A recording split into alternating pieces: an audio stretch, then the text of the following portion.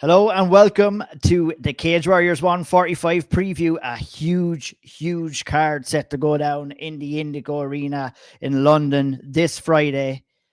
And it's headlined by a monster fight between Paul Hughes and Jordan Vucenic for the featherweight title. But there's a lot more on the line than a featherweight title, and we'll get right into that fight. Could be some UFC call-ups coming for both fighters. It's a rematch for the ages. It's one that I'm really excited for. Paul Hughes being one of Ireland's top prospects coming through right now. Same goes for Jordan Vucenic over in the UK as well. Massive main event. And we'll head over to Shawnee Pods just for a little kind of to get us greased up about this fight before we break it down in detail, look at how these two guys kind of match up as well. But, I think, Sean, you did an excellent job speaking about this on the big podcast this week. And, the excitement, I fed off the excitement. It's here now. We're only a couple of days away. But this is one of the best fights that you could see outside the UFC right now, I'd say. I'm just looking for my lube there to get us ready for this one. Get us ready for this one. It's a great fight. It's really top level. I said it on the podcast this week. The best fighters ever are the best fighters now. The best prospects ever are the best prospects now. And these are probably two prospects that are overdue moving to the next level. If you get me, because this fight happened 2 years ago. You would have thought one maybe would have moved to the next level. One would have had a couple of fights and then moved to the next level. But they're kind of back in that position now. You could probably call the pandemic might have been a part of that, or the Dana White Contender Series, or injuries, and obviously them supposed to fight not too long ago and then they're coming back again. But here we are, and lucky us. Maybe both these lads are unfortunate that they're not earning big money and they're having to have this fight here for, a couple of quid instead of a couple of thousands or a couple of 100,000 quid, maybe. Unfortunately, but we still get a great fight, and it's fantastic. Like you said it, two of the best prospects in the world, 8-1 versus 9-1, and as well, Jordan the Epidemic Vucenic. That's how you say his name right, because I always call him Vucenic as well. But when it's Epidemic Vucenic, there you go. That's how we get it right. And I always say it wrong anyways, and I'll probably say it wrong here anyway. But that's all right. I love this fight. I'm sure we'll all give our breakdown of it and the technical breakdown of it. But it's two guys who were very good 2 years ago. And it's two guys who are going to be even better now. They've both had two fights since, both fought the two same guys since, both beat the two same guys since, both become champions since, both win 5 rounds since, both got tested since, both, as I said, both have improved since. And it's a similar fight, but a different fight coming into this one. And you look at Paul Hughes, and he's said it all down through the years. He's one of these guys that, he's almost like a pastor or something. He kind of proclaims himself the prince who was promised. I'm going to win this Cage Warriors belt. I'm going to amalgamate the belts. I can never think of the word, and I always use amalgamate, but that's grand. Unify. And I'm going to go to the UFC. I'm going to win the UFC belt and all of that. But there's a guy stepping in his way, the Epidemic.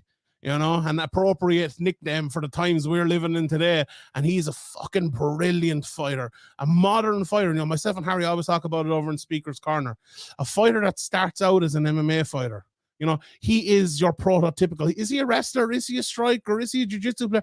You might say, okay, he's a better striker, a better this, that, and the other.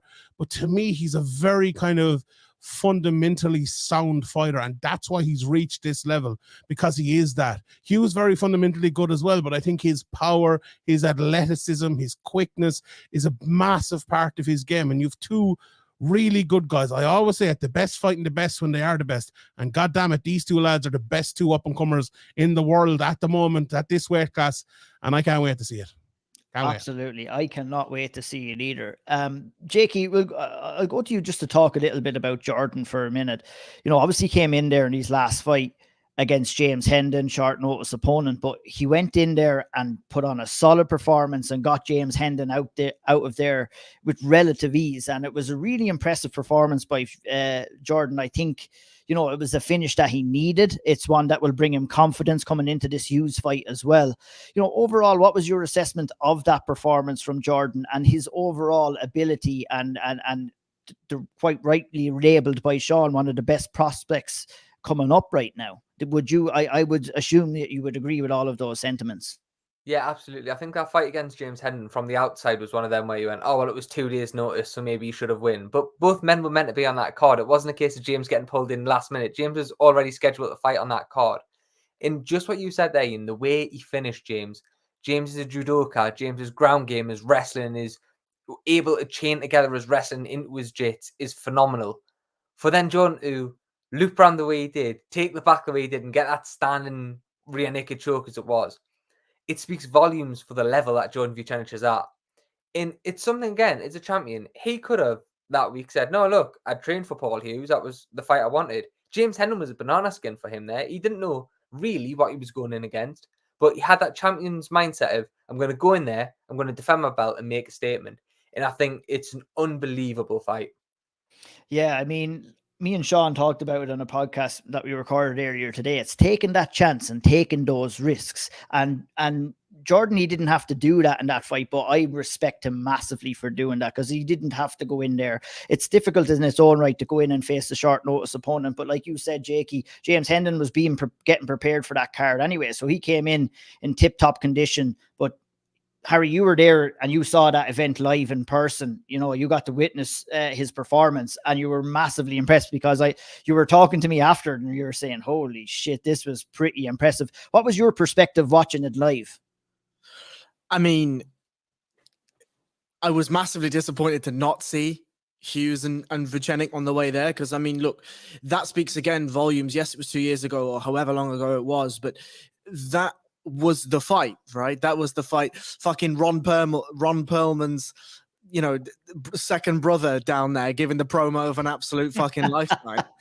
You know, he spells out exactly why this fight is amazing. And I think something, and we talk about this all the time on a variety of podcasts, but something that you don't see until you go and watch a fighter live is just the nuances of who they are as a fighter. Just some of the ways that they move, some of the ways that they make reads, some of the ways that they make adjustments and adaptations during the fight, the way that their body moves as they're breathing and all of this stuff.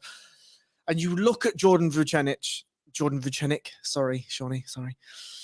You say that, you see him, you watch him make the walk, you watch him sort of admire the fans before he steps in, you watch the focus change. And in that fight against James Hendon, what I watched from the stands was a man that if you took the Cage Warriors banner off the cage and you put the UFC one on and you changed his shorts, he would look absolutely perfectly at home.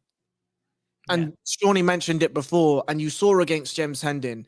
This is a guy that went in and did what lots and lots of fighters say that they're going to do. They go in, they find out what their opponent is really good at, and they beat them at their own game. And that, to me, was the most impressive thing. We've seen through James Hendon's Cage Warriors career what he's able to do in the grappling situations. And Jordan said, that's really cool, my friend. Watch this. And that, I think, is even more of a statement than going in there. If he'd have gone in there and just finished James Hendon, 1-2, drops him, finishes him on the ground with strikes, everyone's like, oh, that's fantastic. He's got the finish that he wants. That's perfect. But to go and to take James Hendon into his own realm and beat him there after a pretty one-sided first round, to me, was even more impressive.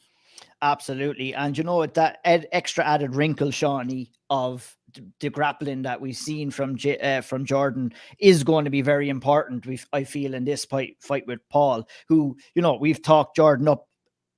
We could say the exact same things about Paul Hughes coming into this fight. Top prospect, UFC level. You know, these guys are going to be matching off and you know, you're probably going to see a better fight between these two guys than you'll see in the UFC and a lot of fights this weekend, and that's a fact.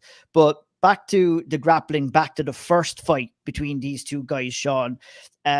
Very hard to split the two. It was a very closely contested contest. If we were to kind of go through it in a fine-tooth comb, I would suggest that, you know, Paul Hughes got the better of the grappling exchanges in that fight. So it's interesting to see what Jordan can bring to the table here to try and nullify those attacks. But, you know, give me your assessment on that first fight. There was a lot of controversy surrounding it with the decision. You know, there's no better person than yourself to kind of give a breakdown on how you scored that fight. Look, it was a very, very close fight. I remember when we watched it initially, we were doing it was one of the live Zooms, wasn't it? And I thought watching that, which is probably the worst way to watch a fight, that the epidemic had won. I watched it back and I thought Hughes won. And I watched it a third time, maybe a couple of months ago, when this fight was announced or whatever. And I thought, Jesus Christ, that's very close. You know, so it was a very, very close fight. Look, it's one you can't give out too much about the result. I probably would have sided with Hughes, even though I kind of changed my mind from the first way I had it. Two things I'll say on that, though, and I'll get back to your wrestling question in a moment, because I think that could be the key to the whole fight.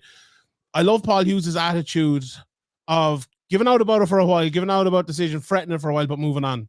You know, and I think the fact he's had 2 fights, the fact that the Vucenic fight was supposed, did I say it? Vucenic fight was supposed to happen once, didn't happen. Maybe that was kind of all the kind of, not bad blood, but the bad thoughts coming out from the first fight have come up and now passed. And now you're just fighting this really good fighter again who you fought before. That's the healthy place to go into the fight. If you go in with like a negative, I beat him once, I was robbed, I'm going to, that's not a healthy place to go into a fight. Go into a fight thinking this is a really tough fight. For me, I'm a very, very good fighter. I believe in my skills. I can beat him. And I honestly, I think he is. I haven't heard too much from Paul Hughes, around the last while. I know, there was efforts made to get him on and stuff, but if he didn't want to, do much media and stuff, there's absolutely no problem with that. Interesting what you say about Jordan and his last fight. And I was talking to Brad Wharton about this as well. And look, we all saw the fight against Hinden. And his improvements in wrestling. You look at that first fight, and Paul Hughes won the first round, the early goings of that fight, because he was able to get the fight to the ground and dominated really on the ground. Now, when you watch that fight back for a second or third time, so initially you watch the fight and thinking, why isn't Paul Hughes trying to get him down again? You've obviously have an advantage on the ground. You're not even trying to take him down, but you go back and you watch it a second time and a third time, you're seeing, okay, Paul Hughes is actually trying to get in here. He's actually trying to take him down. He's making efforts. And Jordan is stopping him from taking him down. So it wasn't, I give, and I think a lot of people gave maybe a bit of, not criticism, but, analysis on Hughes' performance there. But I think it's actually more Jordan than it is Hughes in that fight. Now, coming into the second fight, like, there's 2 parts of the first fight you can look at if you're Paul Hughes. You can look at the part where you got the fight to the ground, you dominated on the ground, or you can look at the part where he stopped you getting him to the ground and he stopped you dominating in that area. And then you can look at the fight afterwards where Jordan has obviously seen that, not necessarily even deficit in the game, but a little bit of a hole or an opening in his game, and attempted to close it up. And it looks like he's very, very good on the ground now himself. So what do you do? Like, do you switch up? Do you say, look, fuck it, I'm going to win there anyway, go on and I'm going to try to wrestle him? Or do you try to strike with him? Now, I'm sure Hughes will be happy and very, very confident in all areas of fighting against Jordan here. But I think if you're looking at the first fight and game planning for the second fight, it would be obvious to look and see and say that Paul Hughes needs to grapple more. But looking at the first fight and looking at what happened since, it's not as easy said than done. And mightn't even be possible because of the changes that Jordan has made to his game. So there's a lot of integers that decide this. Like on the striking in as well, just before I throw it back, like you can look at both of these guys and say that they're very technically good, with Jordan probably the more straight up, as I said, fundamental fighter, and Hughes maybe throwing the bigger shots or throwing the more varied kind of athletic shots maybe. Who's going to win that battle? Because that's not always a battle that's won by the more fundamental fighter, or the battle that's won by the more, powerful might be the wrong word, but the more varied striker. So that's another very, very interesting part of it.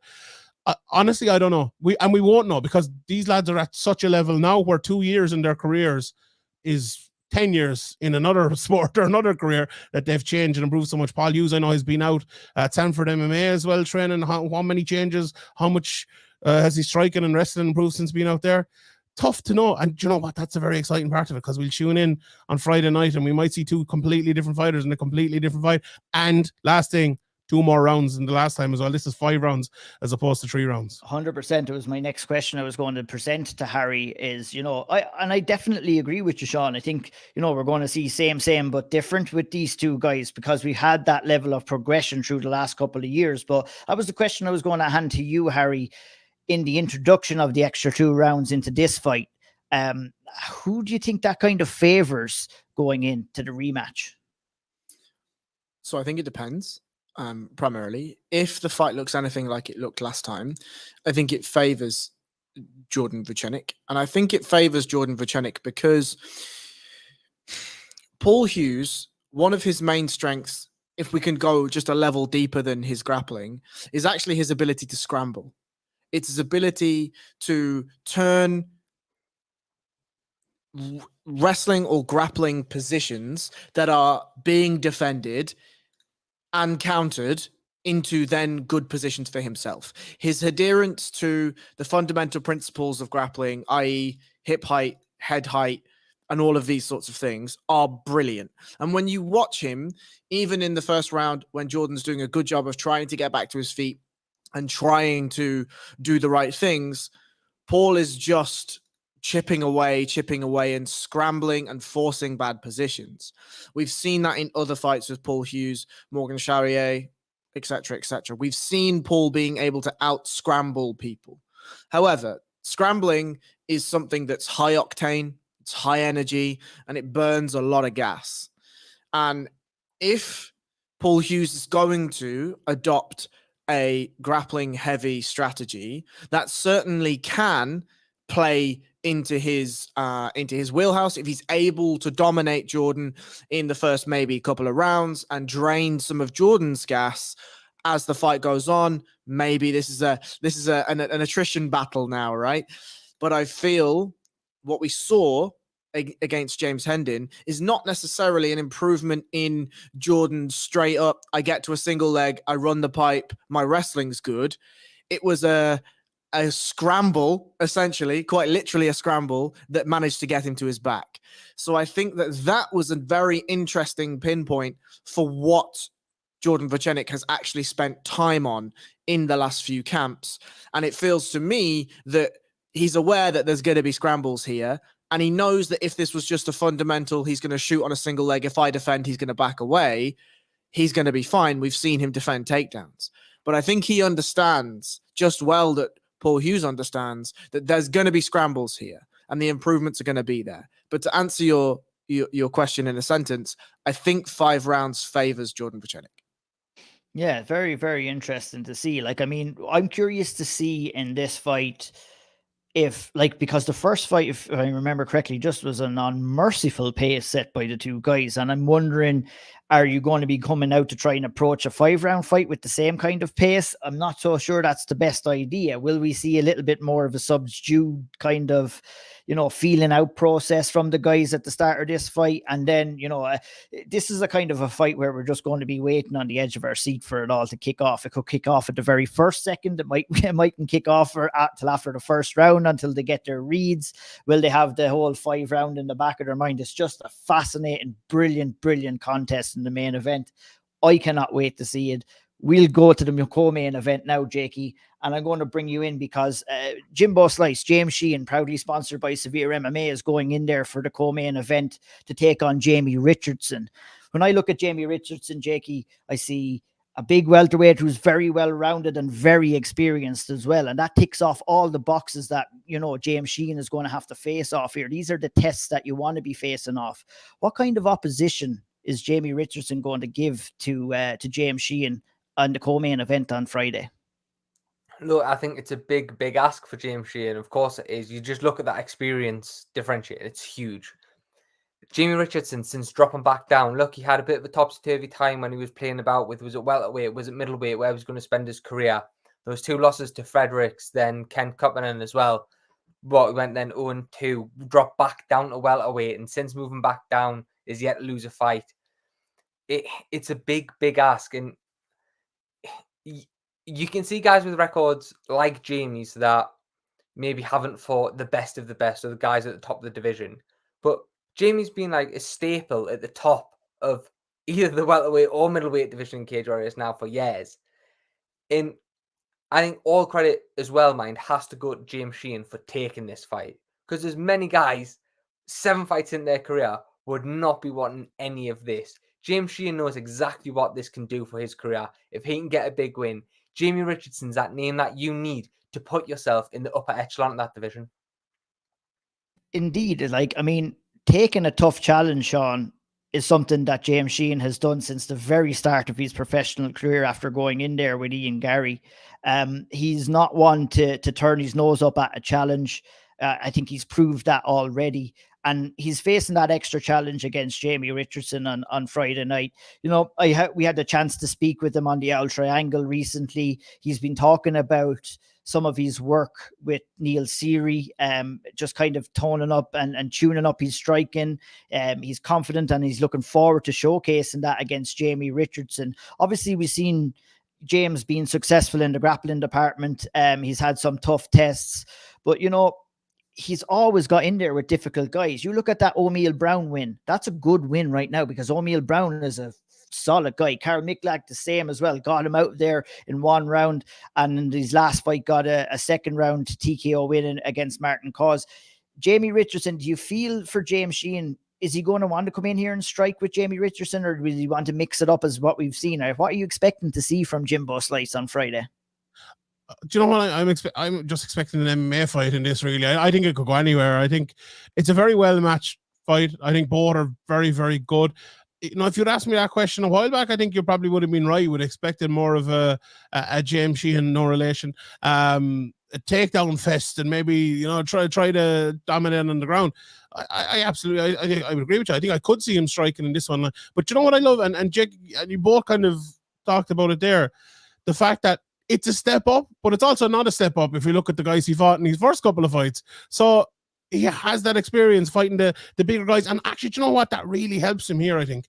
Because, like, there's no one he's going to fight in Cage Warriors that's as good as Ian Gary. Let's be honest with it. Like, Ian Gary's, without a shadow of a doubt, the top welterweight of this kind of era of Cage Warriors, or whatever way you want to put it. Reese McKee will probably kill me now, but anyway. And I think you look at that fight, and you look at the fact that he went all 3 rounds, and it was, you know, obviously the very start of both of their careers and everything like that. And he went in and he faced Matt Bonner and he faced, you know, O'Meal Brown. I don't think sometimes you face a name like this. And I think, you know, speaking to Alban Elliott earlier today, and that'll be out around the same time, maybe a little bit before or after this. And he was kind of saying that as well. You know, sometimes you pick up the phone and you hear a name and you're like, oh, fuck, you know. I don't think that'll be the case for James Sheehan in this one. And you know, what another point I just have to make is on, I said it in other places, but I'll say it again here. I love the fact that Cage Warriors are giving him fights like this. I love it, because some people lose a couple of fights, right? Or lose one fight, and then they lose one fight and they're gone. You forget about them. They have to go on like a 10-fight win streak before you forget the fact that they lost that fight. James Sheehan has shown since his couple of losses that he has really good ability. He's shown that he improves every time between fights, and he's shown that he's a real top prospect, despite, look, the record's 5-2, which is not a bad record by any means. But at one stage, he was 0-2, wasn't he? And then he was, 1-2, and then he was 2-2. A less than ideal start to his professional career, really, with injuries and everything. I'm glad they look at it that way, you know, and that's the right way to look at it. You look at a guy's ability and his improvements and where he stands now, rather than him 3 or 4 years ago, or rather than his record. Yeah, and it's something that I spoke to him about it as well. You know, the early progression, how it's molded him into the fighter that he is today, having to come through some of those injury hardships and obviously those early losses in your career mold you as a fighter, Harry. And, you know, coming in here, I asked him, was he in a rush? Did he want to get to the title? And he's like, he's happy enough to take it as it comes. You know, if it's 1 more after this, if it's 2 more after this, he said he couldn't unnecessarily say that he was in a rush to get the title, that he's just looking to progress. He's looking to get out there and show his improvements in his game. And he has a very good opportunity to do that against Jamie Richardson. You know, when you see him as a fighter, how close do you feel he is to getting a title shot? Obviously, having to come get over the challenge of Jamie Richardson first of all, before even thinking about that. I mean, this is the name, right? If you beat Jamie Richardson, I thought you were going to say Sheehan there. Sorry. Sure. Look, come on, you know. If you beat Jamie Richardson, you jump on the mic and you can say whatever you want. You know, Jamie Richardson is stalwart in this division. Jakey broke down, you know, what he's done in this division since moving back. I think this is the guy. And if he wants the title shot after this, you know, providing he gets a win, I think Cage Warriors would give him the title shot after this. He's in a co-main event for a reason, right? This is the fight that sets up the main event. This is the fight we want to showcase as well as the main event. And that's there for a reason, right? We know why he's there. And I think for me, Shawnee mentioned earlier about Jordan Vucenic being a modern MMA fighter.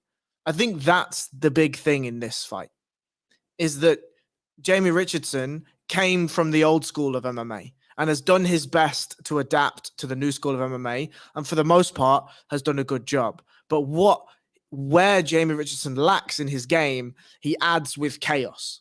Chaos is the glue to his game. If he needs to, he just goes and gets all the kitchen sinks from home base, and he's going to put them in his backpack and launch them at you. James Sheehan is somebody of the modern MMA era. Shawnee and I talked about, and he talked about on the main podcast, and we've all talked about. We all watched Ian Gary and James Sheehan, and we were like, okay, he lost, but fuck me, this kid can fight, can't he? And that was at 1-1, right? Going 1-2. So now, coming against Jamie Richardson, we get to see more of the full package James Sheehan.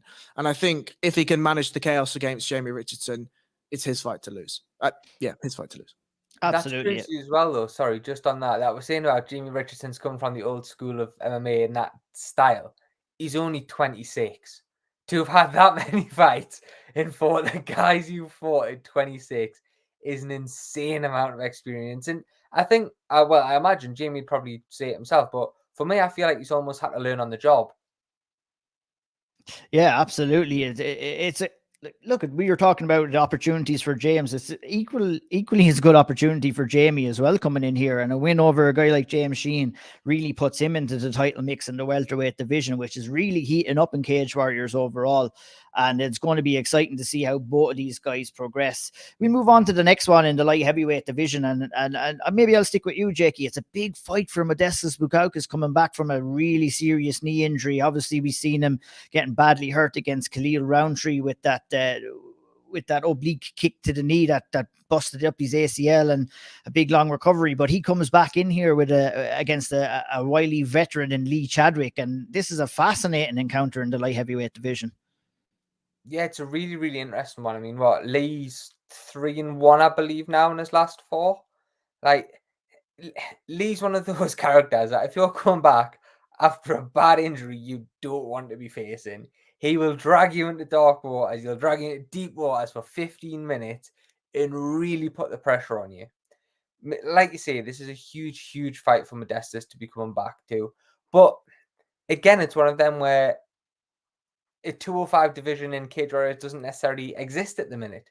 I think this is probably one of the best opponents they could have found for Modestas to bring him back from getting cut the UFC, to put him in against a gritty veteran like Lee Chadwick, PFL experience, Cage Warriors experience, Bellator experience. He's been on these big stages before. He's won and lost on these big stages before.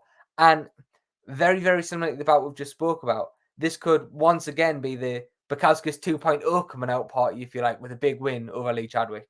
Absolutely, it could. And it's definitely the next chapter in his story as well. Obviously, Sean didn't work out too well for Modestas in the UFC, and it can happen. But look at, like Jakey said, he's coming in here against a good level of opponent, a chance to pick up a good win as well and kind of, revamp himself and to kind of start that next chapter and maybe possibly look towards getting into the UFC once more again. Yeah, I think the only question you'd have about Bukauskas is like, maybe he's grit and toughness. I think he has all the skills. I think he's a very skillful fighter.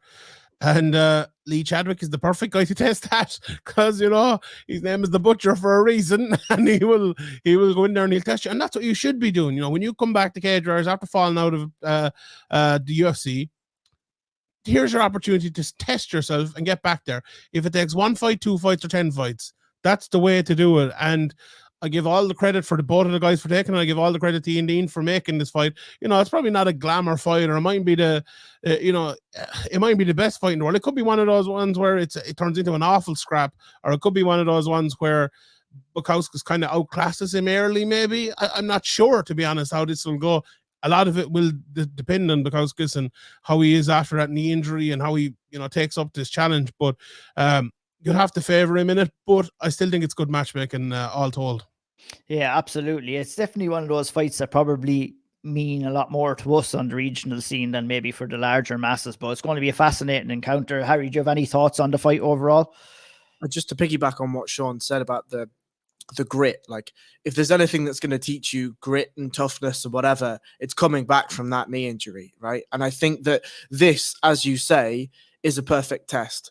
That if he can go in there, and it would be great to see him go in and face a little bit of adversity and then come through that, as a method to prove to himself that actually I can do this. I mean, obviously, if he goes in and just outclasses him, these things happen in MMA, and it's great. We roll on to the next one. But I think for Bukauskas, this Cage Warriors run is about redefining who he is as a fighter, redefining who he is as a person, and reaffirming that he is at that elite level in the UFC.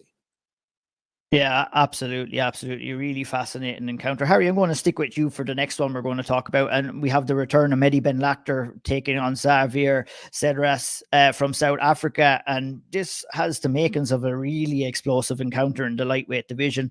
Obviously, Mehdi has been very unlucky, with injuries and fight pullouts. But it's great to see him back in there. And he's going in there against Xavier Cedras, who's coming into this fight on a 4-fight win streak that all finishes as well. So, Mehdi likes to finish and is flashy on the feet too. So we could have a real exciting fight here in the lightweight division. It's just going to be chaos, I think. If I'm really honest, I think it's going to be chaos. I had a very brief look at, I'm not going to try and pronounce that gentleman's second name, but I had a look at Xavier, and obviously we all know about Mehdi Ben Lakhter. This is a guy that should have been fighting for a Cage Warriors title multiple times and for various reasons has had to pull out. I think this to me is a way of Cage Warriors and Ian Dean doing that thing that they do so well.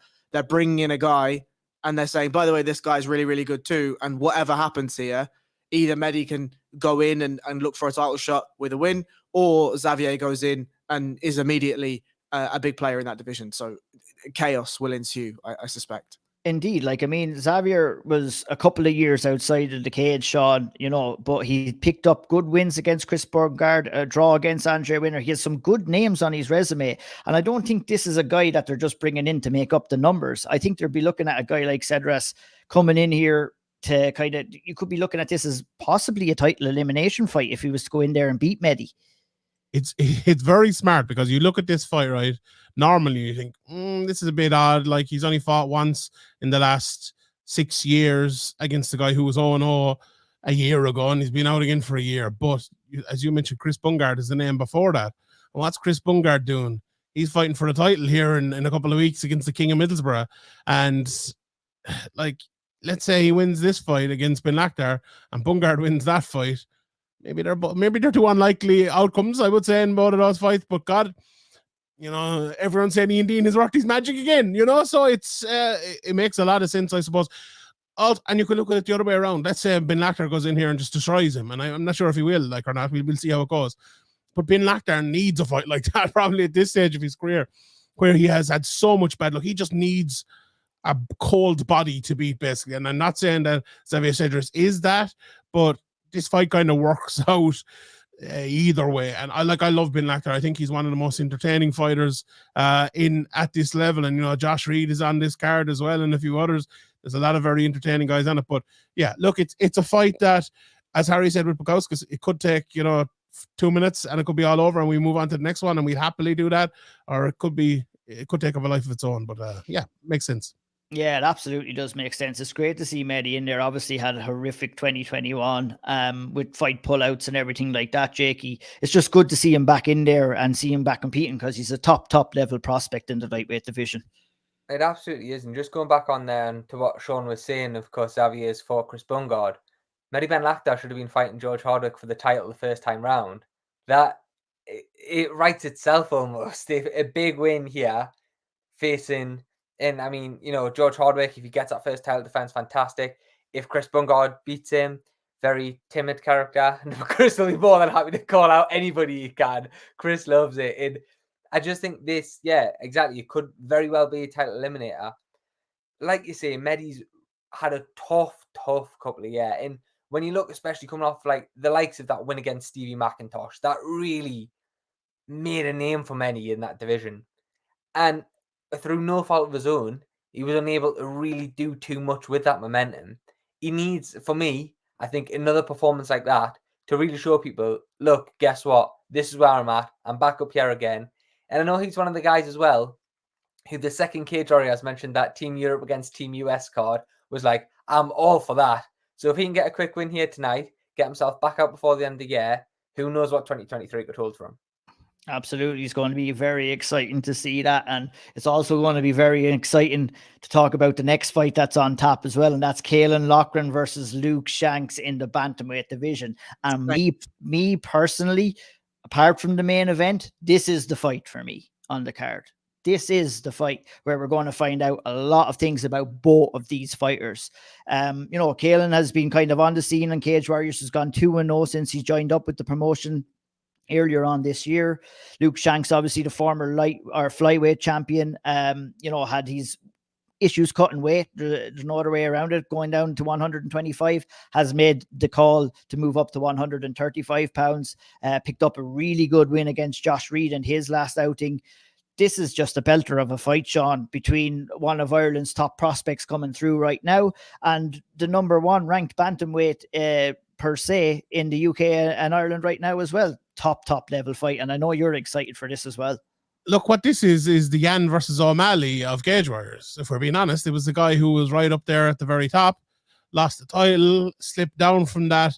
Not very far. Obviously, he's gone up a weight class. And then the young, he is undefeated, but O'Malley is undefeated. Guy coming up who talks a lot of shit, but is very, very skilled at the same time. And that's exactly what it is. Your story, if you don't know either of these guys, that's the story of this fight. And it's very, very interesting. Like, Caolan Loughran has been not complimentary, I suppose, is the nice way of saying it, about Luke Shanks' ability and his skill set. He thinks he's just got to wipe the floor with him. Loughran, he was talking shit about Muhammad Mokaev there the other day, and I was like, "Oh, do you fancy him?" And he was like, "Yeah, absolutely, no problem." So he's very, very confident. But I love his style. Look, Luke Shanks is what Luke Shanks is. He's a good fighter. He can do everything. He can wrestle. He good on the ground. He can strike. He can do it all well. Is he a great fighter? I don't think so, to be honest. Could I see him going on a streak and being the champion again and getting to the UFC? Maybe, or going to PFL or going to Bellator or being in Cage Warriors for a long time. Absolutely. I think he's a fighter we'll see around for the next 5 or 6 years or even longer, whatever it might be. Caolan Loughran, he has a very unusual style, and I'm not sure it's going to be able to take him all the way. I really don't know. Maybe it will, maybe it won't. That's not me saying he's not good enough. It's me saying I don't know if he's good enough, because we haven't really seen a style like the way he fight at bantamweight before, where it's very kind of stoic in the middle of the cage, wait for you to do stuff and I'll make you pay. And he did kind of change it up in the last fight where he was wrestling more, he was dominating more. But I really like the style. I'm just not sure it's going to be effective. Now, maybe it's a thing where he's just learning and he's trying things and he's changing and he's going to become a different fighter. But it looks to me like he's a guy who's kind of changing to up things in the middle. Like, he's learning on the job here. But you're fighting fucking Luke Shanks and you're still trying to learn on the job in your 7th fight.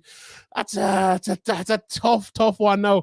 And look, the question I just asked, he will give us an answer on Friday night, one way or the other. Like, if he can beat Luke Shanks, there is proof that his style and his ability does work and can take him a long way. Because if he can win that fight at this level where he is now in his career, sky's the limit. He can go anywhere.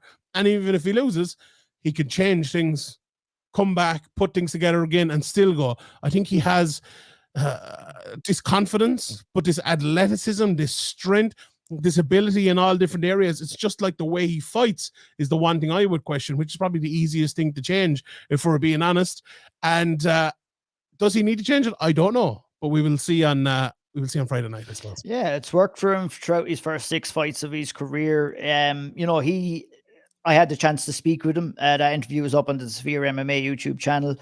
Caolan doesn't think that he's going to go in there and win the fight. He thinks that he's going to absolutely dominate Luke Shanks in all areas and that he's going to be in complete control from starting bell to the finish, Harry. Do you see it going that easily for him? What kind of problems do you see Luke Shanks giving to Caolan Loughran in this fight? Because I would be very surprised if there was no problems dished out or no questions asked, is what we like to put it here on our preview show.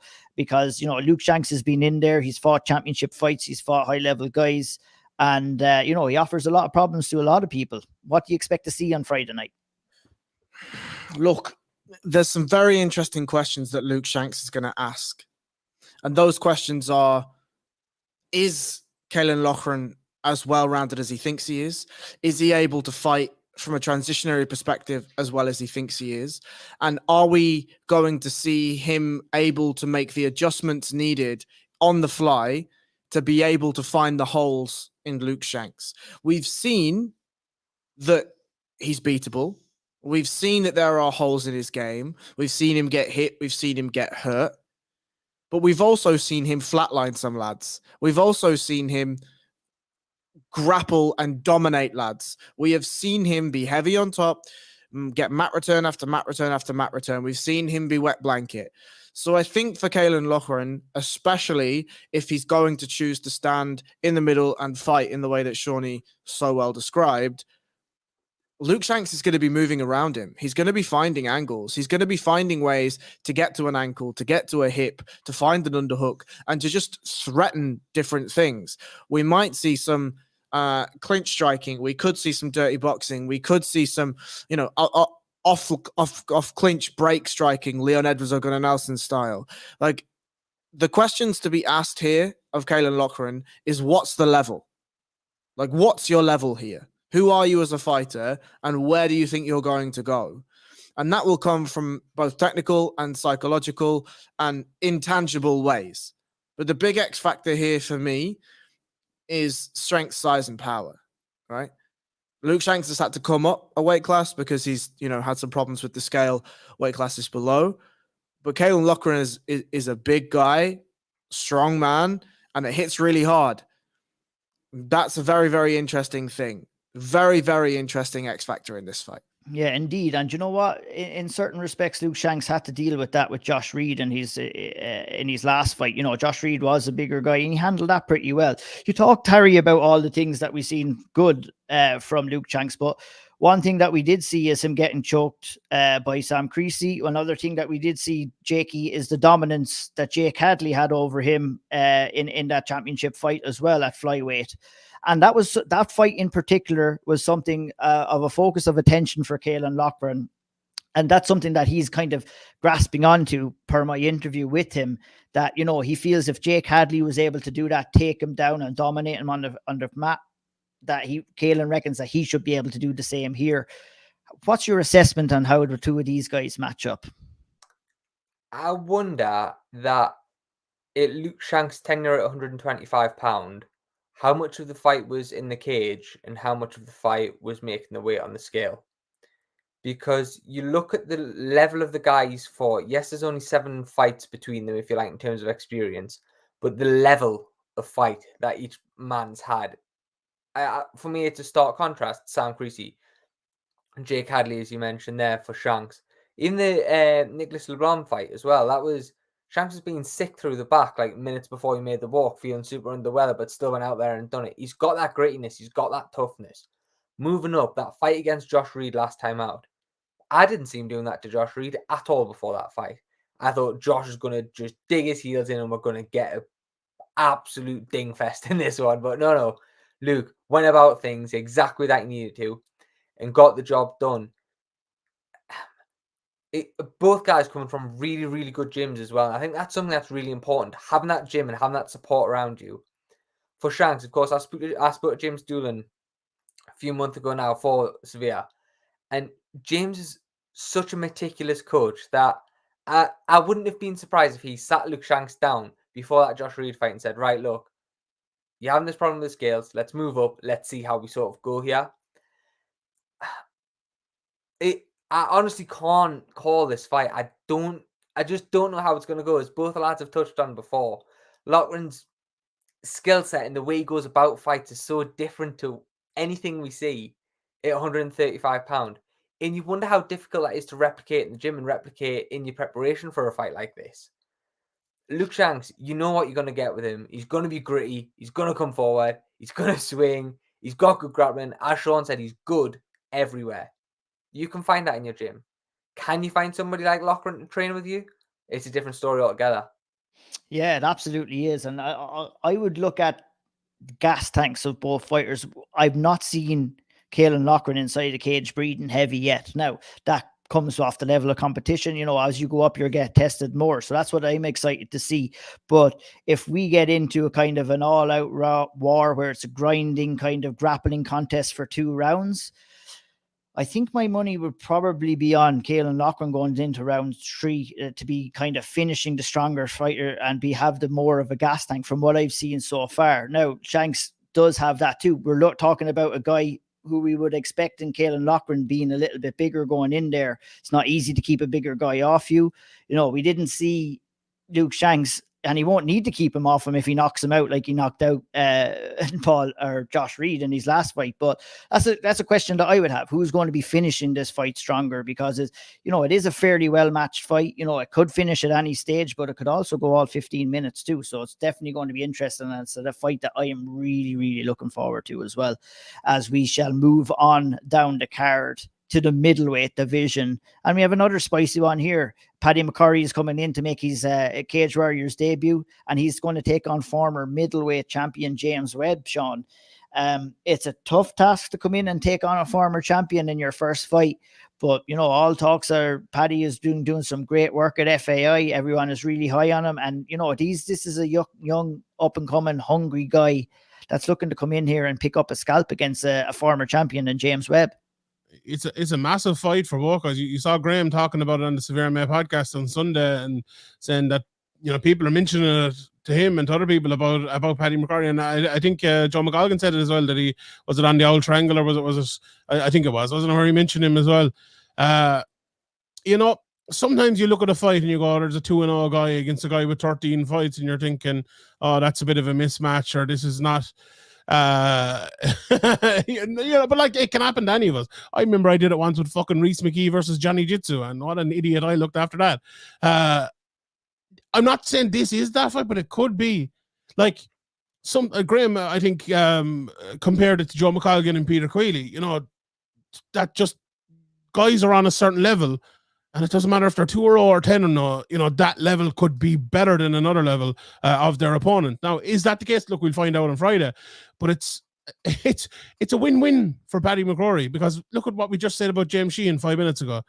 Like, he went in, got those early tough fights in his career, was able to fight back from him, and now when he does get a step up, it's not really a step up because he's already stepped up. And for James Webb, this is a huge fight for James Webb. It's a massive, massive, massive fight for James Webb. He's lost 2 in a row, after winning 2 in a row, after going, not 2-0, but 1 loss and 1 draw before that. And after being the champion, he needs this one. Like, he needs to win this fight. I remember speaking to him, I don't know, maybe about a year ago now at this stage, and talking about like how he was on the trajectory, like everyone who's a Cage Warriors champion, he was about to sign for the UFC, or about to expect the call, if not about to sign for the UFC. And then, he got that draw, he got that loss. He was on the way back, and then he got kind of put back again. He needs to win it, because if he goes 0-3 in his last 3 fights, you're not talking about the UFC anymore. You're talking about still being in Cage Warriors, which is a frightening thought when you think of James Webb, when you think of him as one of the guys at the top of that division. So a massive fight for him, a must-win fight for him, and a very interesting one. Like, 2 big lads who can go in there and can kind of do it all. From what I've seen of McCorry, he can, and he's very athletic and big and strong. But James Webb, sometimes that level of wrestling and the level of just being able to get on top of a lad and hold him there is something you can't really replicate, as one of the lads was saying a minute ago about doing certain things in the gym. Like, it's very hard as well to find middleweights, light heavyweights and all of that who are big and strong enough to kind of lay on top of you, like James Webb is. So I'm sure he'll be trying to do that. I'm sure he'll be trying to go in there and get this win, but it's a massive fight for both guys. Yeah, absolutely is. And, Paddy McCorry is going to come in there guns ablaze, and I think it'll be interesting to see because, James, although he hasn't had that many amount of fights, he has been knocked out in recent fights as well. It was a bad knockout in his last fight. We're wondering how the durability of James is doing, but he's definitely going to have to fend off Paddy early in this fight, and it'll be interesting to see if he can do that and come out the other side. But that's a really good. Don't let the records of both fighters kind of fool you coming into this one. Paddy is a serious up and coming prospect, and James is a good veteran and has still plenty of ability left in the tank as well. Jakey, I'm going to move on to you to talk about Harry Hardwick versus Steve Amable. Another brilliant fight in the featherweight division. Like, this card just fucking keeps on giving.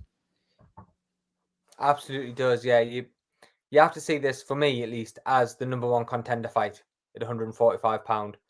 I mean, both guys, like, coming into this, I believe Steve's on a 3 or 4 fight win streak. He's on an unbelievable little run at the minute. Harry Hardwick's looked good since he came into Cage Warriors. Of course, a draw last time out in that Belfast card in an absolute war.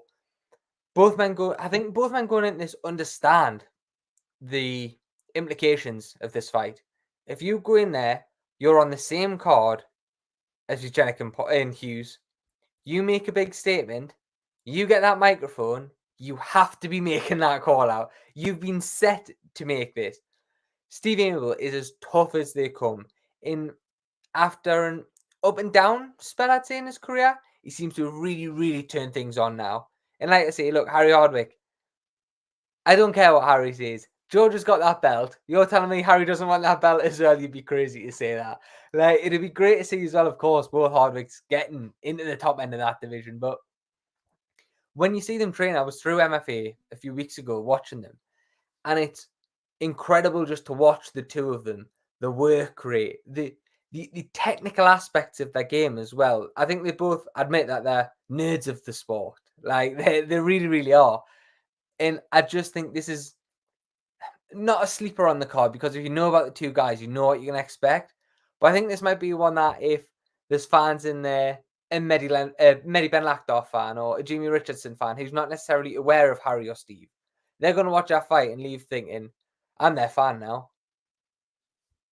Yeah, it sure is. It's going to be a very interesting one. I have to ask you, seeing as George has the title now, is he the true king of Middlesbrough? I think you'd have to label him that, but you're the only man that can make that call, Jakey. You have to tell us. I'm from Newcastle. I can't say nothing. You're closer to them than any one of us, though. You have to make that call. Who's the true king of the North? Michael Carrick, is it? Almiron now, says Jakey, after his recent run of form. Harry, I'll move on to you. The Shelley brothers are in action again on the same card. Talk to me about Ryan Shelley versus Josh Reed. This, Josh Reed moving up to the featherweight division. Obviously, we've spoken about him already, having picked up a defeat down a weight class against Luke Shanks. He's making the move up. He's taking on the undefeated Ryan Shelley. This is the makings to be a really interesting striking battle if one or both of these guys choose to keep it there. But, I think if you're Ryan Shelley, you've got to be thinking that Josh Reed is going to be looking in to try and come in here, take him down, put him on his back, make things a little bit uncomfortable for him. Is that kind of the way you see this fight going down? I mean, who knows with the Josh Reed fight, right? Josh Reed could come in there and be like, I don't even know how to wrestle. I just know how to throw these fucking lunchboxes, and we're going to town, boysies. And look, if Shawnee gets his way, he's just crossed his fingers. I'm hoping for that too. Man. I love it. It'll be belter of a fight if they both choose to stand and bang. At the moment, we're in a similar situation with Shauna Bannon, right? Where she's adapting a Taekwondo style, a karate style, that side-on stance. They're adapting that to the MMA style, right? And obviously the thing with having such a bladed stance is that offers a lead leg for takedowns. That offers an ability to cut angles that cause squarer hips, or even further bladed hips, and that offers easier shots and all of these things. That's something that the Shelley brothers are going to have to counteract, and that's something they're going to have to innovate and develop around. But if Josh Reed is coming in and looking just for a dominant win, the way that you do that is you go in, you wrestle early, you wrestle hard, and that's your route to victory. If you'd like to please the MMA gods of Saskatchewan and Limerick, the way that you do that is you leave your wrestling boots at home and you come in and you put nails in your gloves and you go to fucking war, son. Absolutely. Can I just come in here for 1 second? Josh Reed is the exact opposite of Israel Adesanya. That's what he is. Every time he will deliver. You might have the odd one where like something happens and he gets knocked out or something like that. But he will come in, he will say nothing, he won't promise you anything, and he'll deliver. Call him the postman, Josh Reed, because he always fucking delivers. And I don't care if he wins or loses, he's just a great fucking fighter, and I'll always watch him. I think Ryan Shelley will win the fight. It's a very fun fight. Harry made a great point there as well about the transitions, I suppose, is a big part of it. I actually think Ryan Shelley, not so much in the Matthew Elliott fight, that was a different sort of grappling fight. There wasn't many transitions in that, I suppose. There was lots of quick takedowns and the fight was on the ground. In his fights previous to that, though, I actually think he's been really good in the transitions. I actually think his back take versus Liam Malloy was unbelievable. So it was. And you look at that, you wouldn't think that this guy came from a striking background, to be honest. Waltzing with him. Yeah, he can fight all around, like he definitely can. I could see Ryan Shelley going for a takedown against Josh Reed, if I'm being honest. Like I could see that happening, but I hope this is a Rock'em Sock'em Robots fight. I love this. This is one of my favorite fights. You know, this could be the people's main event. No, maybe. Absolutely. It is a fascinating fight, and you know, it will kind of secure Ryan if he gets a win over Josh Reed as a top prospect in the 145-pound division, and a guy that we really have to kind of start taking notice of in the title picture as well. His brother is also going into action as well. Adam is going in there to take on oh my god, I've lost my trail of thought here. El Hadji and Dai. Sorry, I couldn't find it on the card there. What are you expecting to see in that one, Shawnee? We'll stay with you for that. I'm not sure, to be honest. Like Adam Shelley, you know, if we're talking about the King of Dublin and these two lads, you'd probably have to say Ryan was a little bit ahead at this stage now. Indai came in his last fight, lost in cage warriors, got knocked out in 14 seconds. Had wins before that in kind of not the biggest promotions in the world. Look, it's a big fight for Adam Shelley because he's, these lads are both young. They have a very interesting side if they can keep the fight on the feet. Maybe he's a little bit behind in terms of where we talked about his brother being good in those transitions and maybe even attacking with takedowns and things like that. It's the fight in this card as well, where it's two young guys and one of them has to win. One of them has to win to secure their future in cage warriors, to put another win after that and put another win after that and put another win after that. That's what this fight is. Yeah, we'll go back to you, Shawnee, to talk Oban Elliott. I'm going to go over to Jakey just to kind of give us a quick rundown. Salvador Liga, undefeated, coming in against Liam Gittins, who's been on a rich reign of form lately. What are you expecting to see in that fight that will open up the card on Friday night?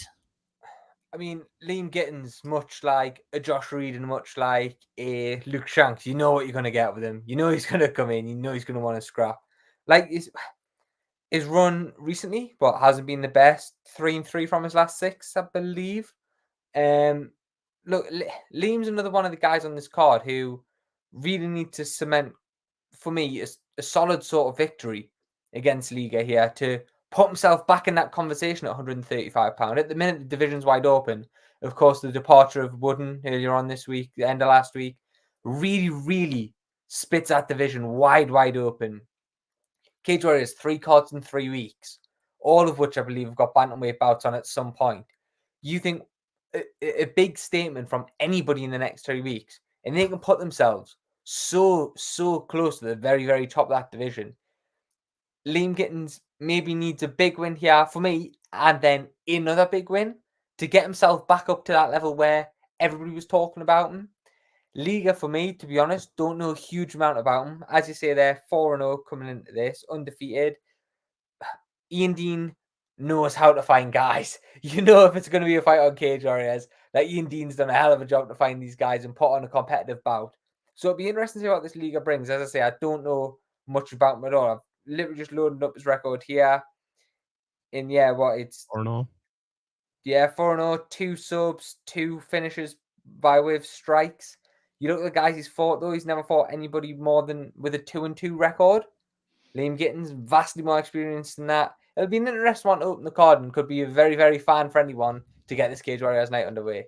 Absolutely. Indeed it will. Last but not least, well, obviously we've got Festus Aurelio's going in there to take on Fasil Makliak, undefeated fighter in the prelims. I butchered those names, but how's it ever? A guy's name who I won't butcher is your fellow countryman, Harry, and that's Oban Elliott, who has fought in the lightweight division, has moved up to the welterweight division lately. This fight against the new up-and-comer and the newly signed Sean McCormac is in the middleweight division, so Oban Elliott is going up again.